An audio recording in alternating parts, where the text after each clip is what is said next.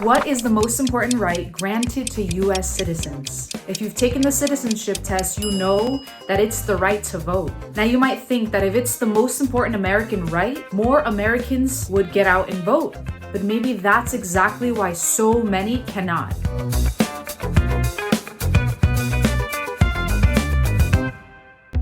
For most of America's history, from its founding in 1776 through the 1920s, non-citizens voted as well as held public office. The early history of the United States, it wasn't so important to be a citizen to be able to vote. It was if you were white, male, and owned property. That, of course, disenfranchised a huge percentage of the population. As tensions began to rise leading up to the Civil War, many Confederate states banned non-citizens from voting to prevent the abolition of slavery. Though the North won the war, bigoted attitudes made their way into laws post-Reconstruction. Various laws through the 19th and 20th centuries existed to bar people from citizenship and thereby voting.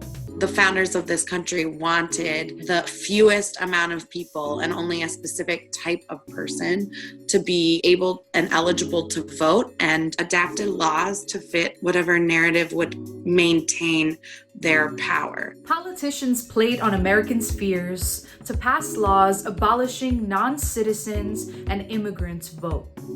This was at the same time as other voting restrictions like literacy tests, poll taxes, and ID laws were being put in place. You know, because voting is the most important right.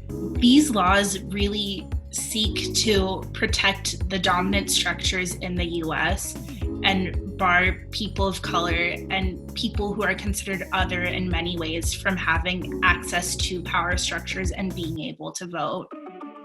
Today, less than half of the U.S. immigrant population and only 38% of Latinx immigrants are eligible to vote.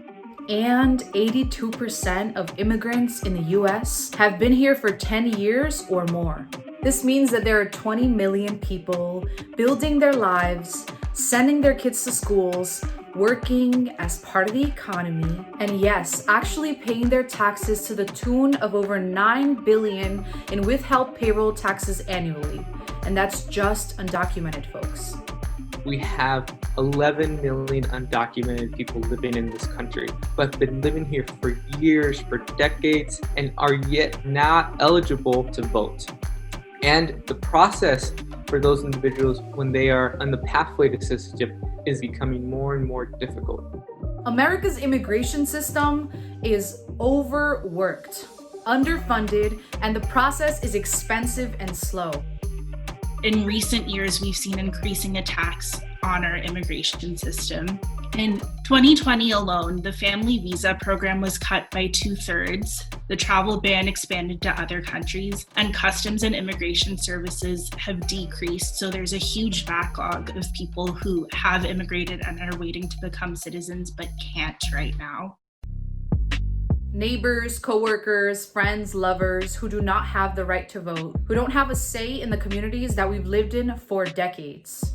Our voting laws are intrinsically about determining who is worthy and who isn't. I hope that we get to a point where all people are deemed worthy and all people have access to participate in a true democracy. Even though there are so many ways for immigrants to be involved in the political process, it's really important to make sure that we have a humane and just immigration system that supports the naturalization process so people are not left out of the chance to vote and participate fully politically in every area that they choose to. And if you are eligible and you're wondering how your vote can make an impact, think of those who the system works against and how this is one of the many ways that you can take action. Your vote can be an act of love towards those people and towards the idea of working for a more just world. Allowing non-citizens to vote is a gesture of equity, good faith, and good policy.